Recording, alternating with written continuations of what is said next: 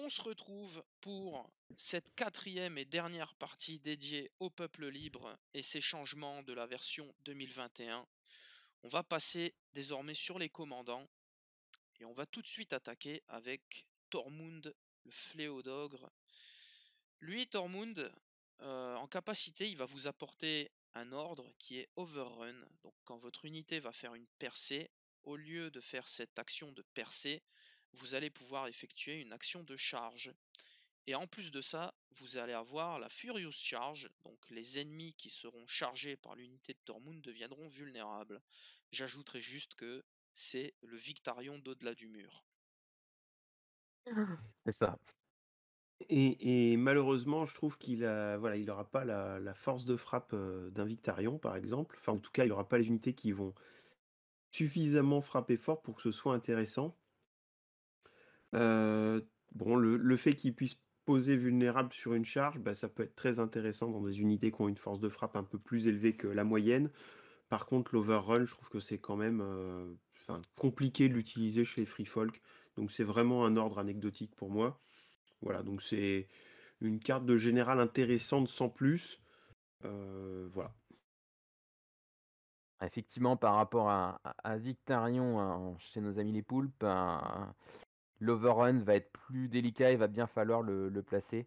Va falloir que les cartes s'enchaînent bien, pour pouvoir faire le trou et un overrun, derrière. Mm. On passe du coup sur sa première carte tactique qui va être, on l'a déjà vu, le Rush of Agression, pardon. Donc cette carte-là, quand vous allez faire une charge avec une unité amie, avant de jeter votre lancer, vous allez automatiquement compter comme ayant fait un 6 sur votre charge, sur votre distance, et votre attaque de mêlée gagnera Critical Blow. Après que cette attaque ait été terminée, sauf si la carte ciblait l'unité de Tormund, vous deviendrez vulnérable, hein. C'est le prix à payer pour une charge à 6 avec Critical Blow. Alors là, on voit clairement que bah, du coup, Tormund dans des Cave Dwellers, ça peut être très drôle. Parce que du coup, si vous l'avez influencé par cette unité, par Ygritte notamment, bah, du coup, vos Cave Dwellers vont à 7. Vous posez cette carte, ça vous fait une charge à 13. Ça peut vite piquer n'importe où sur la table, donc c'est très très intéressant. Et avec des Cave Dwellers, Critical Blow, Sundering, voilà, avec tout ce qui va bien. Et en plus, vous mettez un vulnérable à l'adversaire. Donc c'est une carte offensive très intéressante. Après, attention au contre-coup, parce qu'on n'est déjà pas très tanky chez les free folk, alors mettre en plus un petit vulnérable sur une de nos unités, ça peut vite faire mal. Donc voilà, c'est une carte intéressante à utiliser de manière intelligente. La carte est intéressante par la pression qu'elle peut mettre à l'adversaire, quand on dit qu'on a Rush of Aggression, tout de suite on révise, les distances de menace. Heu, donc pour ça, c'est quelque chose qui est assez intéressant. Le Critical Blow, il y a aucune de nos unités qui l'a nativement, donc c'est pareil, c'est très intéressant, surtout en charge, s'il y a des spikes, qui se font, ça peut vite permettre de faire des trous. Mm, clairement. On passe ensuite à Counter Assault. Donc après qu'un ennemi ait terminé une attaque de mêlée, vous pourrez cibler une unité combattante amie autre que le défenseur, bien sûr, et vous pourrez effectuer une action d'attaque ou une action de charge contre l'ennemi qui vient de vous agresser. Et si cette carte cible l'unité de Tormund, vous pourrez alors relancer vos jets d'attaque ainsi que votre jet de charge pour cette action. Alors ce type de carte est intéressant en fait. C'est voilà, c'est une carte intéressante, à plus forte raison dans une armée de free folk, on va avoir plein d'unités qui vont pouvoir effectuer ce contre-assaut. Par contre, bon, il va falloir l'utiliser de manière aussi intelligente parce que, on sait très bien que si l'adversaire sait qu'on a cette carte-là, il va toujours essayer de charger et de s'arranger pour se mettre dans la position la plus confortable pour pas prendre une deuxième charge derrière. Donc voilà, après à nous de bien placer nos unités, mais ça reste une carte intéressante qui du coup va vous permettre de faire, une charge gratuite, puis une attaque, donc c'est intéressant. Ouais, pour moi, c'est une carte qui est très intéressante parce que à moins d'aligner les planètes, on n'a pas une unité sans setup qui est pas capable de sortir une autre unité adverse en inactivation. Avec la contre-charge, Du coup, c'est quelque chose qui devient possible et qui permet éventuellement de déclencher derrière l'overrun derrière. Bon, après, ça veut dire qu'il faut avoir les 2 cartes en main. Donc il faut que les planètes soient alignées. Faut noter aussi que Counter Assaut, de mémoire avant, c'était uniquement une charge. Maintenant, ça peut être une attaque si on est déjà engagé au corps à corps. Donc c'est un petit bonus, en plus sur la carte, qui est sympathique quand on est déjà dans la NAS, dans la mêlée avec différentes, unités. Hmm. En dernière carte, on va avoir Devastating Impact. Donc quand une unité amie va effectuer une action de charge, avant de lancer votre jet de dés, si vous réussissez à charger votre ennemi, il deviendra paniqué et vulnérable. Et si cette carte cible l'unité de Tormund, vous pourrez à ce moment-là relancer votre jet de charge. C'est une carte intéressante, hein, mais bon, c'est juste, un Warcry, alors que si on met Tormund d'attachement, on en aura plein. Donc non, c'est une carte qui reste intéressante. L'aspect, panique et vulnérable, voilà, va être pénible pour l'adversaire. Bon, la seule petite chose, c'est que, du coup, ça fonctionne pas très bien avec, Tormund lui-même. Puisque Tormund met déjà invulnérable, donc jouer cette carte avec son général ne fonctionnera pas de manière optimale, ce qui est un petit peu dommage dans la conception et la réflexion des concepteurs du jeu. Voilà. Tout à fait d'accord avec ce que tu viens de dire. Pas grand-chose d'autre à rajouter. C'est que si on joue Tormund en général, on joue pas Tormund d'attachement. Effectivement, Tormund d'attachement permet de mettre des tokens tous les tours. Hmm. C'est un petit peu le même problème, je rebondis là-dessus, mais pour Asha en Greyjoy, hein. Quand on voit l'attachement à un point et sa version de commandante, malheureusement, il y a toujours une version qu'on ira chercher le plus souvent. Tout à On- fait. Du coup, réclamation, on veut Tormund à 1 point. C'est ça. Du coup, Gratuit dans des pillards, c'est un petit peu abusé quand même, hein. Enfin, ouais, Non, ça faut pas le dire. voilà, en fait, on sait pourquoi il vaut 2 points, hein. Mais ça, voilà. C'est ça. Du coup, on reprend et on va passer sur le roi d'au-delà du mur, Mance Raider, le Le magnifique seul et Mance vrai Raider. roi. Ouais, ça on en rediscutera, hein. Il y en a un qui brûle quand même, hein, dans ces rois là. On va pas spoiler, mais bon, vous savez de qui je parle. Euh, Donc Mance Raider, il va être très bien, hein. Il va donner un ordre counter strategy. Donc quand un ennemi à courte portée utilisera un ordre ou sera ciblé par une carte tactique, vous pourrez à ce moment-là lancer un petit dé et sur un 3+, le counter plot, en fait, vous allez pouvoir effacer l'effet de cet ordre ou de cette carte tactique. En plus de ça, Mance, il va vous donner la présence inspirante, donc vous allez avoir une stat morale qui va passer à 5, et en plus de ça, Rally Point, donc le point de ralliement qui fera que les unités amies à courte portée de Mance pourront utiliser cette stat de morale de 5. c'est une carte de général qui est vraiment excellente. Je trouve ça très intéressant. Alors là, je déborde un petit peu des free folk, mais sur l'ensemble des armées, souvent les généraux emblématiques de l'histoire en fait de Game of Thrones sont des généraux qui sont devenus très intéressants et Mance Rider en fait partie. Je trouve ça très bien. Je trouve ça très bien qu'il ait la stature d'un vrai roi, d'un vrai général et que du coup il a une bonne carte et on le verra après. Ses cartes tactiques sont aussi très bonnes, donc c'est cool. Franchement, c'est un bon général. Ouais, tout à fait d'accord. Je pense que, même moi, d'un point de vue personnel, c'est le meilleur général que l'on a en free folk, donc c'est bien, c'est censé être, the king, donc ça lui va bien. Le counter stratégie, heu, c'est vraiment une capacité qui est juste, énorme et qui, rien que ça, permet de le rentabiliser sur un nombre de parties incalculable, hein.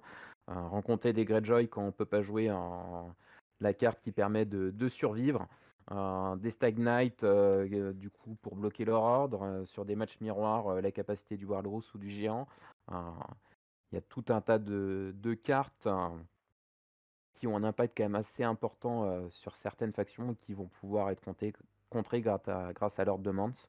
Heu et sa bulle de morale est quelque chose d'aussi important pour lutter contre certaines armées qui vont baser leur jeu là-dessus. Mm. On va du coup passer à sa première carte qui est Wildling Diplomacy. Cette carte-là, quand un NCU ennemi s'active, s'il s'empare d'une zone à ce tour-ci, avant ou après avoir fait l'effet de la zone, vous pourrez cibler une unité combattante ennemie. Elle gagnera un condition token. Et ensuite, vous pourrez cibler toujours une unité de combat ennemie, pardon, et elle subira D3 plus une blessure. Alors c'est la carte d'avant en fait, nous obligeait l'adversaire à choisir 2 zones. Là, l'adversaire quoi qu'il arrive, s'il vient prendre une zone, il va prendre cher et franchement je trouve ça très intéressant. C'est voilà, une unité de combat ennemie, bah, vous allez pouvoir potentiellement, tuer un loup au hasard en un coup, tuer, beaucoup de personnages, solo, d'un coup. Donc c'est très, très intéressant. Vous allez pouvoir mettre un token de condition. On sait qu'on peut en mettre beaucoup, on l'a vu avec les attachements chez les free folk, mais souvent celui qui sera le plus important pour nous, c'est-à-dire, le token affaibli, et ben, on va pas pouvoir mettre beaucoup et du coup cette carte-là va pouvoir nous permettre d'en mettre en plus. C'est vraiment très bien, enfin c'est vraiment une excellente carte tactique. Ouais, tout à fait. Ce qui est super intéressant, c'est que l'effet peut être résolu avant ou après que le NCU ait claim la zone. Donc en fonction des situations, ça peut être plus ou moins intéressant de le faire avant ou après.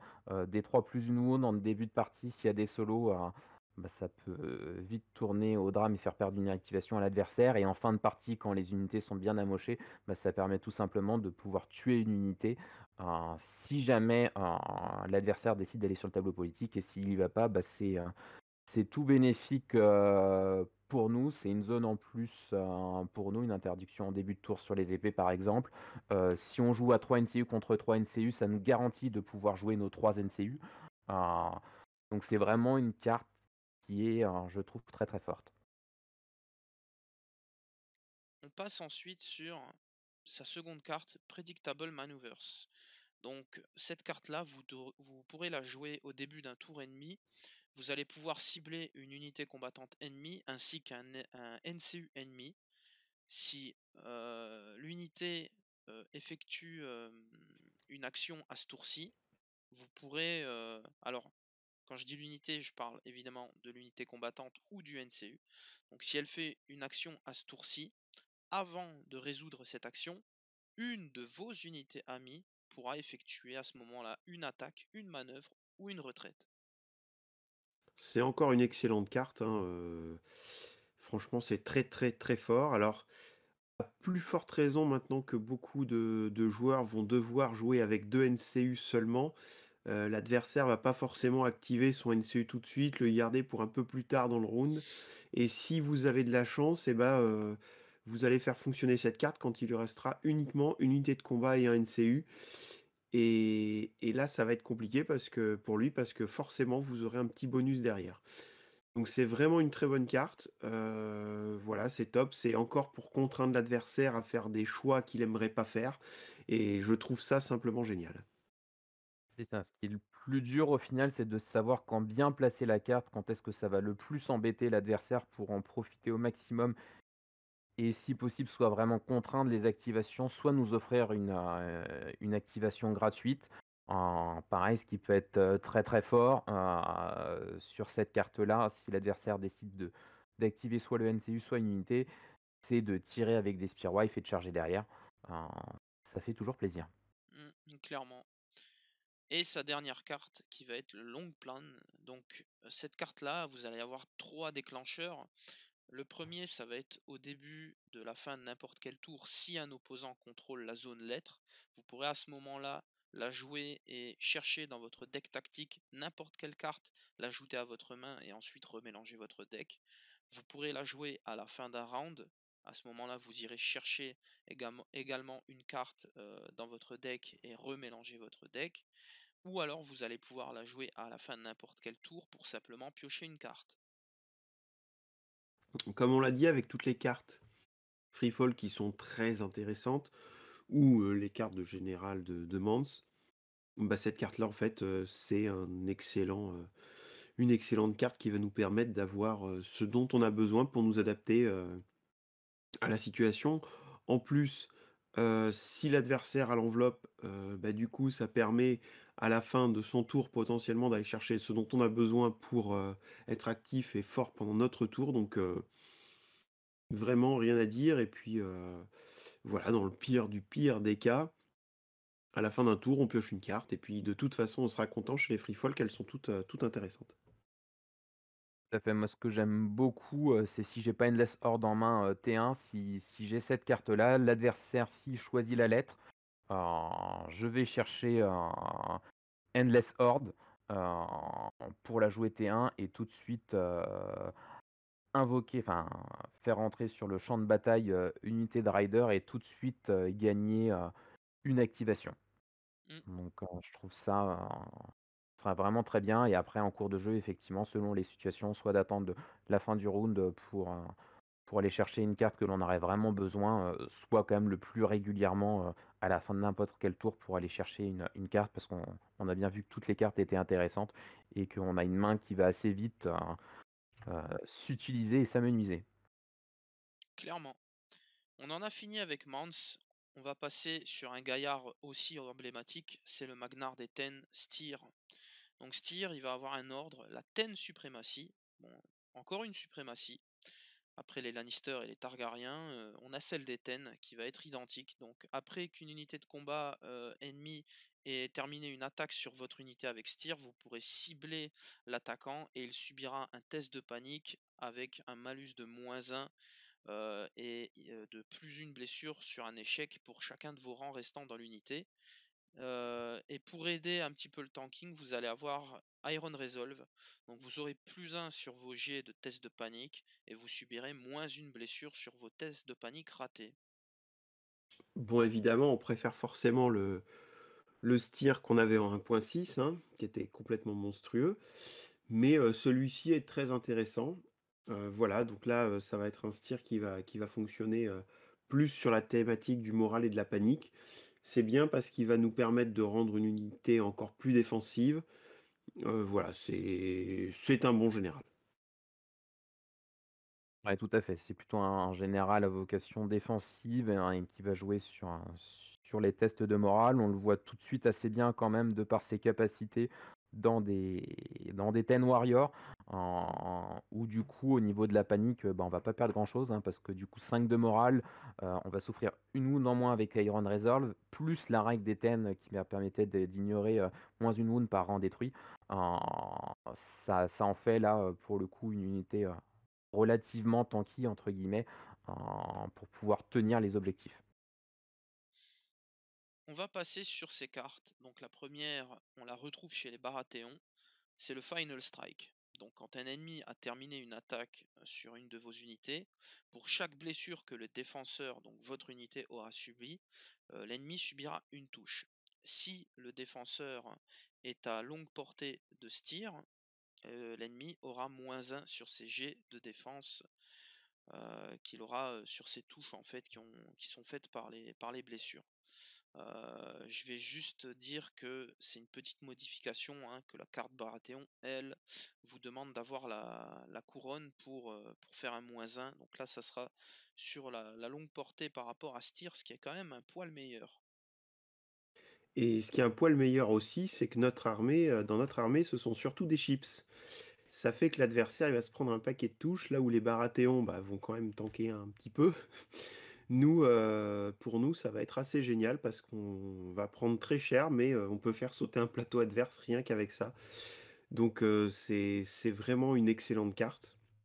Voilà, c'est très, très, très bonne carte, qui sera très utile, notamment liée avec, le général, donc le fait qu'on soit à long range, mais aussi, par exemple, quand on va taper l'unité du général, heu, c'est bien aussi, quoi. Enfin, voilà, je trouve que c'est plutôt très bon. C'est ça, envoyer des riders, du coup se faire taper dessus alors que ça va pas rapporter de points et potentiellement derrière, de d'éliminer un demi-plateau, ennemi parce que les riders ça encaisse pas énormément. Ça fait toujours plaisir pour une unité qui coûte 4 points et qui rapporte pas de points. Si en plus, l'unité ennemie reste engagée et qu'il y a un raid leader alpha, bah, on a tout gagné. On passe sur sa seconde carte qui est Ten Défiance. Donc quand une unité amie effectuera un test de panique, après le jet de dés, vous pourrez à ce moment-là relancer n'importe quel dé sur ce test. Si vous êtes à courte portée de ce tir, vous le passerez automatiquement.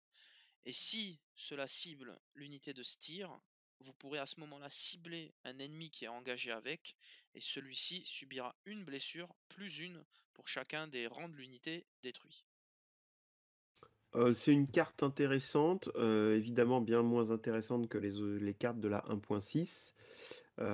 Celle-ci est pas mal. Donc oui, effectivement, ça va nous permettre de réussir un test de morale, quelle que soit notre morale. Donc on peut espérer à ce moment-là sauver un mammouth, par exemple. Mais sinon, globalement, je trouve que sur du free folk, on est déjà prêt à rater nos tests. Donc ce sera pas forcément une carte qui sera dingue. Le seul vrai et véritable intérêt, je pense que ça va être sur des scénarios objectifs, où là, notre adversaire, quand il va vouloir nous faire rater ce test de morale, qui va nous faire perdre l'objectif, et ben là, on va le conserver. Donc là, pour le coup, ça va être intéressant.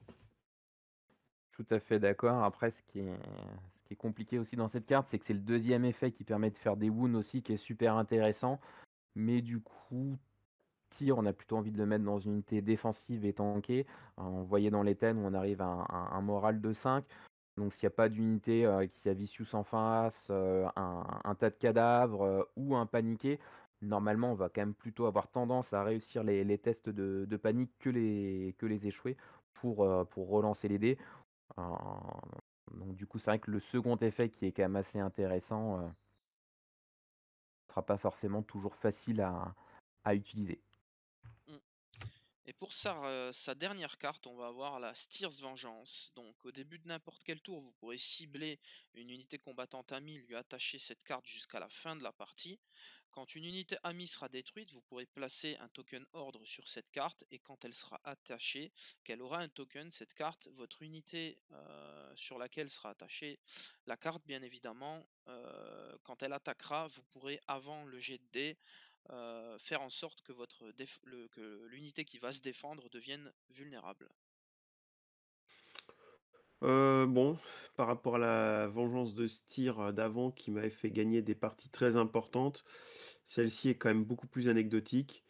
Heu, voilà, je trouve que en fait, c'est pas une carte très intéressante parce qu'on a tellement de possibilités de mettre des vulnérables, de plein de manières différentes. On l'a vu tout à l'heure avec les attachements, que cette carte-là, pour le coup, va être anecdotique.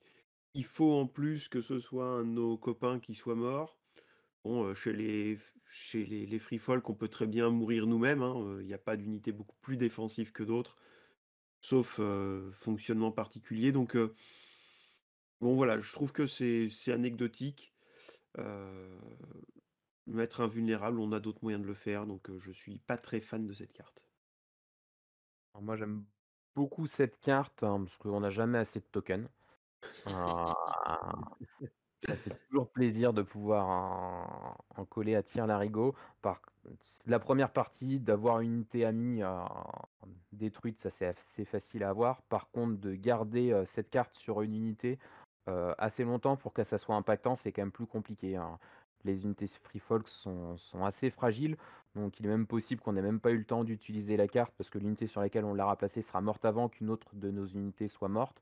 Ou on l'aura utilisé une fois, mais la contre-attaque adverse, va fortement, diminuer nos chances de survie. Donc c'est vrai que je suis assez, dubitatif sur cette carte sur le long terme. Je vois pas, du coup derrière, pouvoir en utiliser, énormément. Les seules unités, qu'on pourrait qualifier de solides, donc soit l'Éthenne, soit le géant. Le géant, il en profite pas. L'Éthenne, vu que enfin, en tout cas, moi, je les joue plutôt avec Styr de manière défensive derrière à tenir les objectifs. On n'a pas forcément l'utilité de poser du vulnérable. Mm. On en a fini avec Styr, on va passer à Rattleshirt Clankfrack, le seigneur des eaux. Donc ce seigneur, en capacité, il va avoir Trophy Collecting, qui est un ordre. Donc quand une unité amie aura effectué une attaque de mêlée. Si elle a détruit un rang, elle ne vous rapportera pas de pillage token. À la place de ça, vous irez chercher dans votre deck tactique ou dans votre défausse une carte de commandant de Rattleshirt, bien évidemment, et vous pourrez la jouer. Et ensuite, il faudra mélanger votre deck. Et en plus de ça, comme la version attachement, vous aurez Intimidating Presence. Voilà, comme on le disait tout à l'heure, au moment des attachements, au moment des unités, il y a des unités qui vont pouvoir fonctionner avec ce type de général, qui vont travailler sur le moral adverse, qui vont faire un peu plus mal au moral. Donc, dans cette optique-là, bah, c'est un général qui est intéressant. Il va nous permettre d'aller chercher nos decks de général. C'est intéressant, même si bon, moi je suis pas forcément fan de ce personnage, donc c'est intéressant. Ça pourra nous permettre d'épurer un petit peu le deck. Après, voilà, à voir avec l'utilité réelle des cartes tactiques et de la manière dont on va pouvoir les utiliser. Du coup, ce qui est dommage, c'est que la version générale, en termes de capacité, est moins intéressante que la version, attachement. Heu et après du coup, effectivement, c'est un style de jeu qui est assez particulier, qui nécessite de détruire des rangs ennemis pour jouer les cartes tactiques. Donc contre certaines armées, ça va être très fort en sachant que les effets sont quand même plutôt très intéressants, mais contre certaines armées où on va pouvoir rebondir, bah, du coup, on peut avoir des cartes, mortes éventuellement en main. Alors après, effectivement, avec son ordre, heu, on peut aller chercher les cartes dans la défausse, donc on peut dire qu'on va défausser les cartes, mais bon, c'est un ordre une fois par partie. Donc c'est un personnage qui est intéressant, mais qui a des matchs assez tranchés et qui est assez compliqué à utiliser. Hmm. On va passer sur ces cartes tactiques, mais en préambule de ces trois cartes, je vais venir préciser qu'elles auront toutes les trois exactement le même déclencheur, qui est après qu'une unité amie ait terminé une attaque de mêlée, si vous avez détruit un rang, ça va être le déclencheur. Et vous aurez ensuite cette spécificité, donc vous allez attacher la carte, n'importe laquelle des trois, à une unité amie d'infanterie ou de cavalerie à courte portée de l'attaquant. Et là, ce que je trouve intéressant, c'est qu'on a une indication sur le long terme, parce que le peuple libre n'a actuellement pas de cavalerie, mais pour ceux qui ont lu la saga, une cavalerie devrait arriver. Et cette carte-là, enfin les cartes de ce commandant, en tout cas, elles teasent ces futures unités de cavalerie, et je trouve ça cool de voir que ça va s'appliquer sur le long terme. Bref, j'ai été un peu long là-dessus. Du coup, on va passer sur la première carte, donc ce sera la Bloody Trophies. Donc le déclencheur dont je viens de parler, ça va être celui-là. Il faudra détruire un rang ennemi. Vous pourrez ensuite attacher la carte, et tous les ennemis qui seront engagés par l'unité sur laquelle est attachée la carte deviendront paniqués. Et quand un ennemi effectuera une action et qu'il sera engagé avec cette unité, avant de faire cette action, il deviendra paniqué. Bon, c'est une carte qui est assez intéressante dans le thème panique, morale et tout ça. Voilà, il y a pas enfin, ça va fonctionner. Je Voilà, je trouve quand même ça relativement moyen. C'est pas dingue, ça va être utile sur une armée à thème, mais bon, c'est toujours pareil, cette capacité à détruire un rang, des fois chez les free folk, ça peut sur certaines parties se révéler être compliqué. Ouais, tout à fait, ça va être dans des armées assez à thème. Du coup, moi, quand je l'ai joué autour des Followers of Bone avec leur capacité horrifique visage, où du coup, avant d'être frappé, on va pouvoir mettre le paniqué et relancer éventuellement le test de panique qui sera fait sur horrifique visage. Toujours avec la combo Intimidating Presence, There Too Many.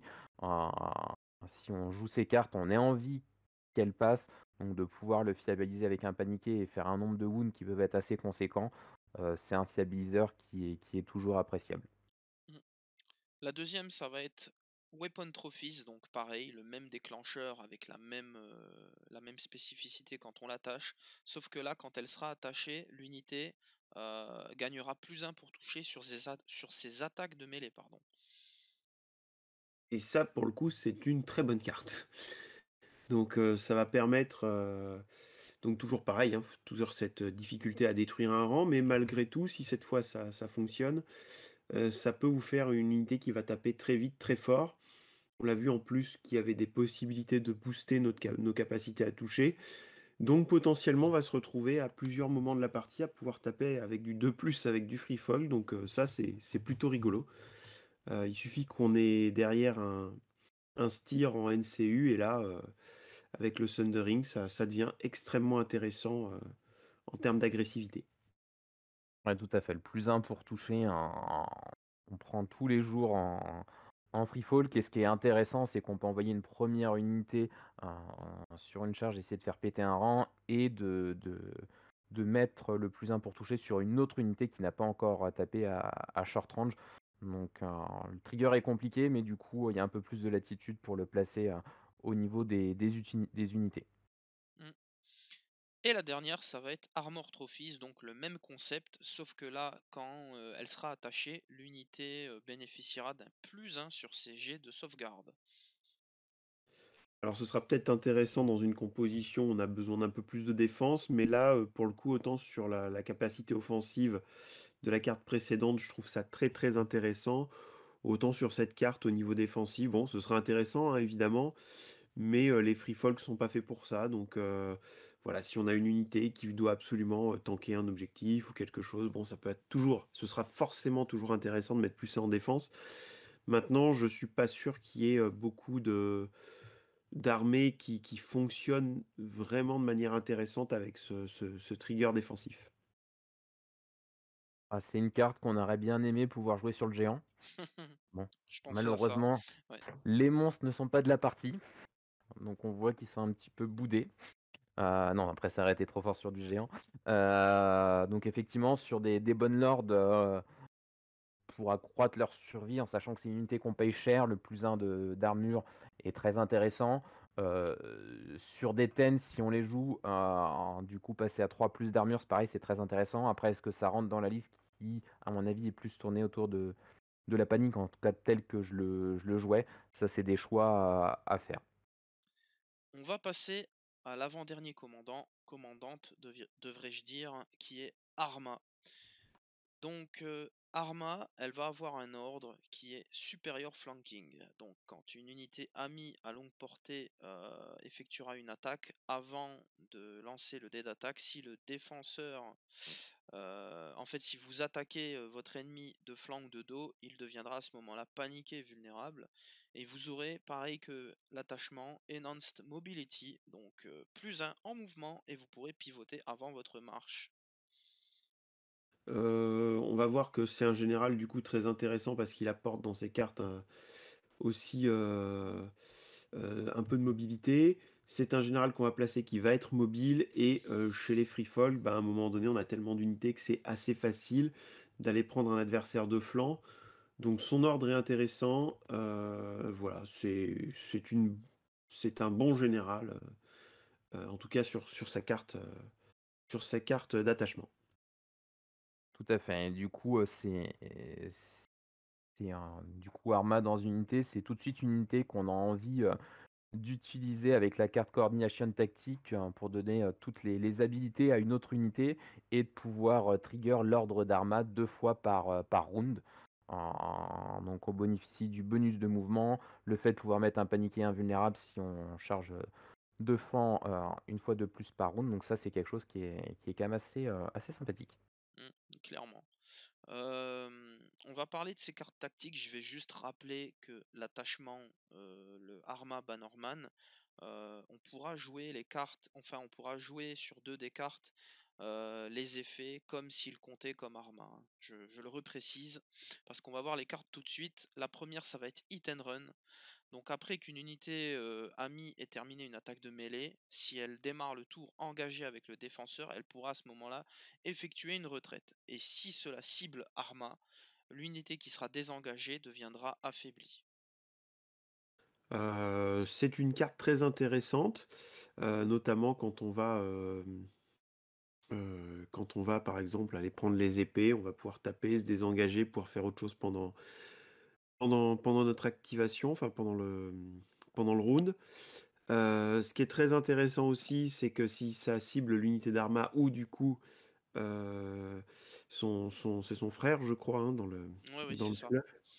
eh bien, l'adversaire deviendra affaibli et ça, c'est très intéressant parce que justement, on a besoin de ce genre de token chez les free fall, comme je le disais tout à l'heure, donc c'est une bonne carte tactique et bah, si malgré tout, à un moment donné, on a envie de faire survivre une unité, on sait qu'on est engagé avec 2 des unités, eh ben, on attaque avec une des 2, on se replie et puis c'est pas mal donc stratégiquement, c'est une bonne carte. Une bonne carte qui est pas forcément facile à utiliser ou en tout cas tard dans la partie parce que ça nécessite de commencer, engagé. Donc le fait de pouvoir faire une attaque et une retraite, ça peut être très intéressant, pour aller chercher des objectifs mais quand même taper. Ce qui est intéressant aussi, moi je l'utilise beaucoup avec, le Bannerman, d'Arma qui sur une retraite permet de soigner. Donc on a un peu quand même double effet qui se coule. On pose un weaken et grâce à la capa du Bannerman, en plus on vient se soigner. Donc c'est doublement intéressant. Mm. On va voir sa seconde carte tactique qui est Fainting Maneuver. Donc quand une unité amie réussira à charger, si elle contacte le front de l'unité, donc si elle la contacte de face, à la place, vous pourrez l'aligner de flanc. Et si vous la contactez de flanc, et ben à la place, vous pourrez vous mettre de dos. Bah, c'est une carte qui est tout simplement géniale, hein, avec Arma. Ça veut dire que si, on le fait donc, sur une n'importe quelle unité, on va venir se mettre de flanc et derrière on va pouvoir faire, fonctionner l'ordre qui va permettre de mettre un paniqué invulnérable. Donc c'est assez génial, si l'unité est pas loin d'Arma. Donc c'est une carte qui est très, très forte, je trouve et en plus, si vous arrivez directement de flanc, là, c'est jackpot parce que vous êtes dans le dos de l'adversaire. Du coup, c'est très, très, très intéressant, je trouve. Ouais, tout à fait, c'est une carte qui est très forte, hein, pouvoir, aller sur le flanc ou derrière, ça permet de mettre des malus en plus à la sauvegarde et au moral. Ça permet éventuellement aussi de se repositionner sur le flanc pour être inchargeable par d'autres unités. Ça permet aussi de laisser la place à d'autres copains d'arriver et de charger de face. Donc cette carte, de tout point de vue, est super intéressante. Et on passe sur sa dernière carte qui est Swift Reposition. Au début de n'importe quel tour, vous pourrez cibler une unité combattante amie. Elle pourra effectuer un shift de 2 et si cela cible l'unité d'Arma, à la place vous pourrez faire une manœuvre d'action de 3 pouces. Et du coup, ça va fonctionner sur Arma et son frère, ce qui fait quand même 2 de nos 6 plateaux quoi, en gros, hein, donc c'est plutôt intéressant. C'est pratique, ça va être pratique parce que on peut le faire aussi sur une unité activée.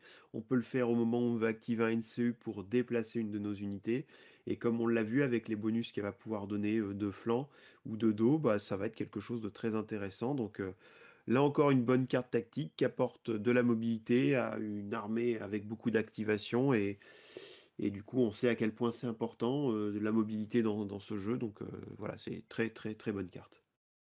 Ouais, tout à fait. Soit de gagner, de la distance pour pouvoir charger plus facilement, soit tout simplement, pour se repositionner, si, des unités ont réussi à un peu percer, la ligne et se retrouver, heu, de dos ou en tout cas derrière nous, de pouvoir réorienter, une des 2 unités, avec la manœuvre, soit Arma, soit son frère et de pouvoir, éventuellement la charger directement derrière. Mm. On va du coup pouvoir passer au dernier commandant qui va être The Weeper, le chassieux. Donc lui, vous allez avoir le même ordre que sa version attachement, qui est Grizzly Example. On l'avait vu au début de n'importe quel tour. Vous pourrez faire subir une blessure à votre unité et tous les ennemis à courte portée deviendront paniqués. Sauf que là, vous allez perdre le vicieux et à la place, vous allez avoir Weaken Resolve. Donc à chaque fois qu'un ennemi engagé avec le chassieux échouera à son test de panique, il deviendra affaibli. Donc là encore un général qui va fonctionner sur la panique, hein, qui va beaucoup travailler, sur la panique, notamment, vous allez le voir après, on va le voir après avec les cartes tactiques. Intéressant, moi après j'ai jamais trop aimé les généraux qui fonctionnaient sur les tests de panique. Donc que ce soit lui ou, ce précédemment vu, il m'intéresse un peu moins. Après, réellement, ça reste un bon général. Et comme je le disais, je l'ai dit plusieurs fois, il met des tokens affaiblis, donc potentiellement c'est intéressant. Après, voilà, c'est pas mon type de général, donc j'aurais sûrement plus de mal à le jouer, mais pouvoir mettre un token paniqué et après voir les effets que ça peut produire derrière, ça peut être sympa. Ouais, une carte de général qui est assez, intéressante et effectivement, je rejoins Jean Walou, j'ai plus de mal avec ces cartes tactiques derrière au niveau de son utilisation. Eh bien, ces cartes tactiques, on va les voir tout de suite. La première, c'est Cruelle Méthode. Donc, au début de n'importe quel tour, vous pourrez cibler une unité combattante ennemie. Vous pourrez dépenser un, un token panique sur cette unité. Si vous le faites, vous pourrez choisir deux effets parmi les trois proposés. On va les voir. Le premier, ça va être une unité d'infanterie à longue portée pourra se soigner de 2. Vous pourrez utiliser cet effet deux fois, donc soigner jusqu'à 4. L'autre effet, ça va être un ennemi devient vulnérable. Et le troisième, un ennemi devient affaibli.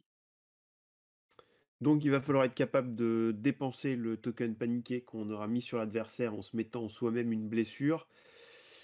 C'est cher, c'est cher, surtout si derrière c'est juste pour restaurer 2 points de vie. Bon, voilà, ou alors 4 à ce moment-là, ça devient intéressant, mais bon, ça veut dire que vous avez perdu 1 point de vie pour mettre un token paniqué que vous avez dépensé pour vous soigner de 2, mais du coup, réellement, le delta se fait que de 1. Donc là, pour le coup, pas très intéressant, donc ça servirait qu'à mettre un vulnérable ou un affaibli. Le Warcry sera plus intéressant ou Ingrid sera plus intéressant et plus facile pour mettre des vulnérables. Donc voilà, mitigé sur cette carte, notamment par le fait qu'il faut que l'adversaire conserve son token paniqué. Voilà, si on est dans une optique où on a envie de mettre des tokens partout à l'adversaire, ça peut être intéressant de faire comboter ça par exemple avec un Warcry, où on enlève le paniqué de l'adversaire qui sera pas forcément utile, on va se soigner un petit peu, et comme il a déjà le vulnérable, on rajoutera un affaibli. Et là, potentiellement, ça peut être assez intéressant, mais bon, c'est pas une carte qui me fait forcément rêver. Ouais, effectivement, cette carte, demande de consommer ce que l'on va mettre. Alors le plus souvent, je l'utilise pour restaurer les wounds, pour récupérer un rang. Heu, on voit que les wounds, ça marche que sur l'infanterie, toujours pas sur les monstres. Heu et après de poser le vulnérable, on a moyen de le mettre autrement. Le weaken par contre est intéressant, mais bon après ça veut dire que, on va échanger un paniqué pour éventuellement faire des wounds supplémentaires contre un token, affaibli, pour se protéger. J'ai plutôt tendance à préférer de faire mal à l'adversaire avant qu'il me fasse mal. Donc je préfère le token, paniqué à l'affaibli, à choisir. Hmm. En deuxième carte, on va avoir Price of Failure. Donc, quand une unité amie va effectuer une attaque, avant de jeter votre dé, enfin votre jet de dé, vous allez compter comme si tous les jets d'attaque, enfin comme si tous les dés d'attaque avaient automatiquement touché. Par contre, vous allez lancer vos dés et pour chaque échec, vous allez subir une blessure. Très risqué chez les free folk, hein. Très, très, très risqué parce qu'on sait que quand on va faire ça sur une unité, il y a de fortes chances que derrière ce soit une unité morte parce que le peu de points de vie qu'on va perdre ou si on a réussi à fiabiliser un peu notre capacité pour toucher en mettant les bonus qu'on a vus de plus 1 par exemple, bah, chaque blessure va être, vraiment handicapante parce que nos points de vie comptent fort chez les free folk, donc avec nos défenses de 5, on sait que si par exemple quand on va faire cette attaque-là, si derrière c'est pas suffisamment agressif, on sait que derrière notre unité a de fortes chances de mourir, donc voilà, à utiliser, attention au contre-coup, quoi. C'est ça, à utiliser avec parcimonie. C'est une carte qui a un effet fort, mais dont le revers de la médaille est assez impactant. On a des unités qui sont effectivement en mousse, donc de prendre des wounds gratuites, heu, sur un mauvais jet de dés, si en face on n'a pas réussi à faire ce qu'on voulait, donc le plus souvent sortir une unité, on va le payer assez cher. Donc c'est pareil, c'est une carte, où je suis pas très fan. Mm. Et on va voir sa dernière carte qui est Remorseless Examples. Donc, après qu'une unité amie ait terminé une attaque de mêlée, si cette attaque a détruit un rang ennemi, vous pourrez à ce moment-là cibler un autre ennemi à longue portée. Celui-là deviendra paniqué. Si cette attaque a détruit l'ennemi, vous pourrez à ce moment-là placer un corpse pile, donc un tas de cadavres, avec les keywords suivants. Et vous pourrez le placer n'importe où à courte portée. Et bien évidemment, il ne faudra pas que ça empiète sur un autre terrain. Et ces mots-clés, ça va être In the Ring et Grim Reminder. Donc Grim Reminder, l'ennemi subira -1 à ses tests de morale et de panique et subira +1 blessure sur ses jets de panique ratés à courte portée, bien évidemment.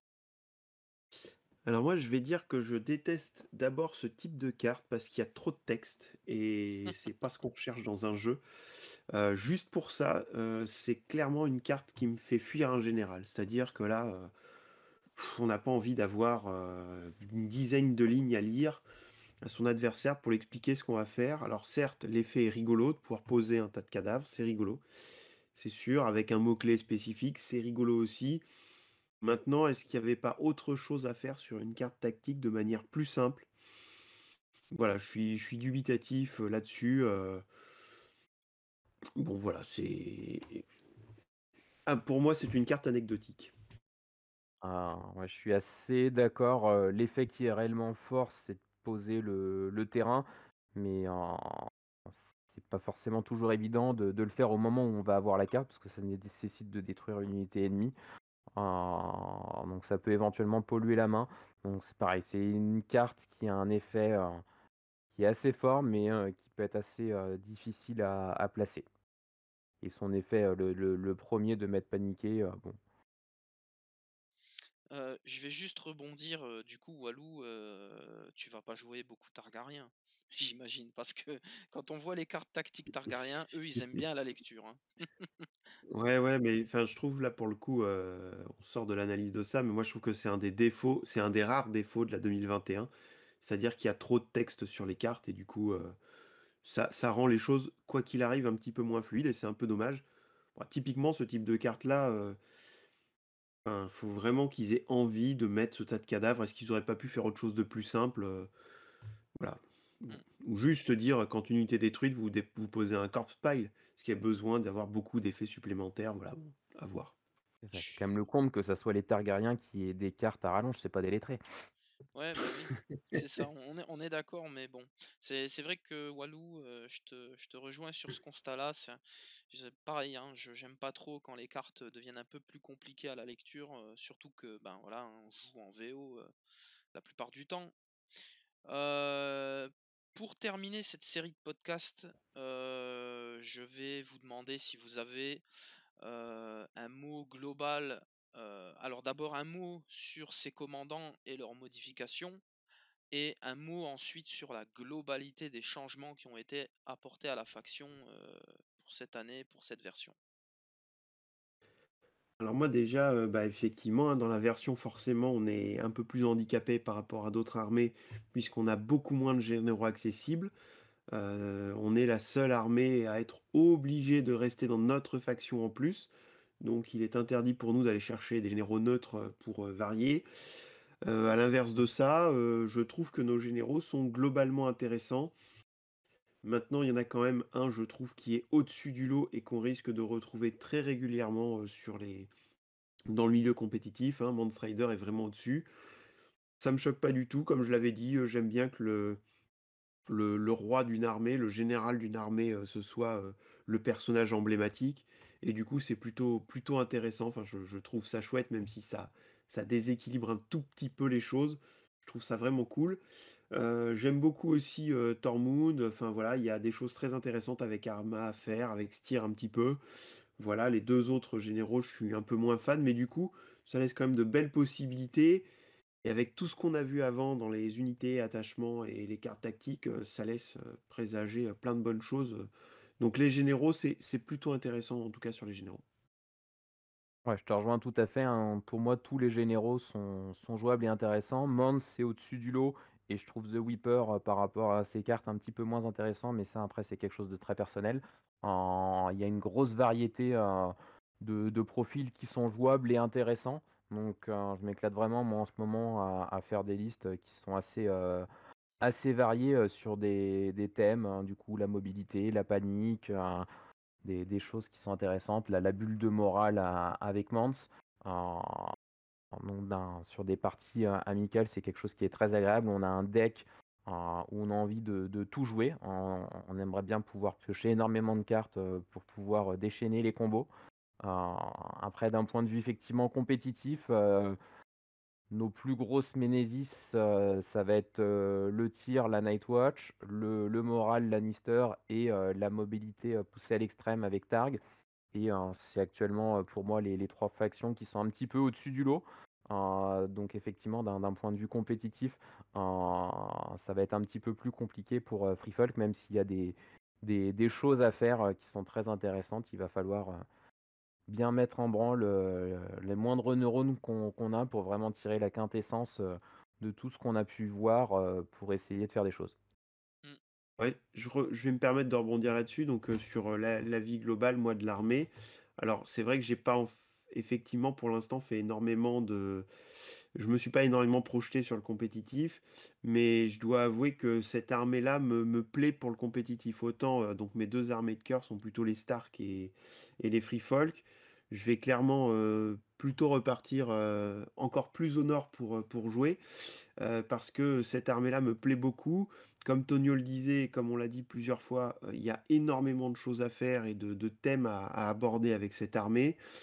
Maintenant, sur son aspect compétitif, je pense qu'en poussant le truc, il y a moyen de faire très, très, très mal, même sur les armées du top. Et je ne serais pas étonné qu'on soit avec ces top armées tout en haut, parce que vraiment, il y a des choses magnifiques à faire. On est qu'au début de la 2021. Et il y a plein de choses qui sont très, très intéressantes sur lesquelles on arrive à se projeter et ça, c'est vraiment, enfin, c'est vraiment bon signe, en tout cas, pour cette armée, c'est vraiment cool. La seule petite doléance, en fait, moi, que j'aurais sur l'ensemble de l'armée, c'est vraiment le mammouth. Dommage qu'une unité aussi belle, soit saccagée de cette manière-là, mais bon, on est habitué, il l'avait fait avec la cavalerie Bolton, était aussi magnifique et à qui ils avaient fait très, très mal. Ils ont rééquilibré les choses, donc on peut supposer que bientôt ils vont rééquilibrer un petit peu les choses pour notre mammouth et puis tout ira bien, quoi. Donc franchement un bon pouce en l'air pour leur version, Free Folk, 2021. Tout à fait d'accord. Si je rajouterais des profils qui sont un petit peu en dessous dans tout ce qu'on a pu voir, il y a le géant qui pour 7 points, tape un peu quand même en mousse, s'il n'est pas, blessé et les trappeurs qui dans certains matchs, font un peu pâle figure par rapport aux riders, mais on voit que globalement avec toutes les unités, il y a moyen dans des listes, d'en tirer quelque chose. Donc ça c'est vraiment très, très, très intéressant. Mmh. Je suis assez d'accord avec tout ça. Moi, ça me paraît un bon cru cette 2021 pour le peuple libre. Je vais juste terminer là-dessus. Moi, j'ai trouvé intéressant tout au long du podcast, selon les différentes parties, à certains moments, vous étiez pas, on va pas dire drastiquement opposés, mais on a ressenti que vous aviez déjà, vous deux, une version différente de ce que vous préféreriez jouer. Et vraiment, ça renforce ce côté-là où il va falloir faire des choix, il va y avoir des styles de jeu vraiment différents dans la faction, et ça sera au plaisir et à la préférence de chaque joueur de se faire son style de jeu. Et moi je trouve ça vraiment intéressant, et ça c'est bien, je trouve que ça s'est bien ressenti dans ce que vous avez exprimé. Du coup, très très bien pour ces free folk. Et je Euh, pense aussi ce qu'on peut rajouter, c'est que je pense que ça sera une armée qui sera moins frustrante à affronter qu'avant parce qu'on verra moins le spam d'insignifiants, donc de moins se sentir démuni à tuer des unités pas marquées de points. Donc ça, je pense que c'est aussi quelque chose, qui est agréable en partie d'avoir un plaisir, de partie au niveau des 2 joueurs. Clairement. Sur ces paroles, pour terminer, moi je vais vous remercier, Tonio et Walou, pour le travail accompli encore une fois. Merci à Ah toi merci à toi. de constituer tous ces podcasts. Oui, ben, le travail continue comme d'habitude, on va conclure là-dessus. Le travail continue. Moi, je vous dis à très vite pour la suite, pour une autre faction. On se retrouve très bientôt. Salut, bye! Salut! Ciao.